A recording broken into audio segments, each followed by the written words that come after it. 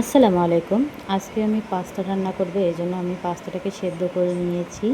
তো পাস্তা সিদ্ধ করার শেষে আমি একটা ঝাঁঝরিতে উঠিয়ে নিয়েছি। এখন আমি সব উপকরণ রেডি করলাম। পেঁয়াজ, টমেটো, কাঁচামরিচ, চিংড়ি মাছ। তো এখন আমি একটা প্যানে তেল গরম করে আমি পেঁয়াজ কুচি দিয়ে নেব। এখন এটাকে লাল লাল করে ভাজতে হবে। তো তার মধ্যে আমি একটু পরিমাণ মতো লবণ দিয়ে নিয়েছি।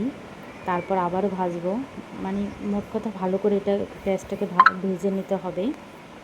তো ভাজা একটু হলে আমি টমেটো দিয়ে নেব, তারপর কাঁচামরিচ দেব, চিংড়ি মাছ দেব, সব কিছু দিয়ে ভালো করে ভেজে নেব।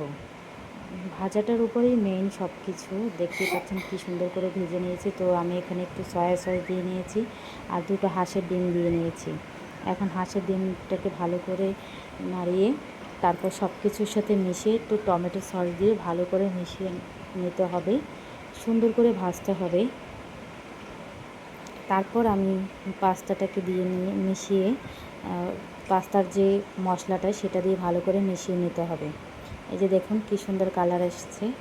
তো এখন আমি পরিবেশন করলাম। আলহামদুলিল্লাহ, এটা ছিল সন্ধ্যার নাস্তা।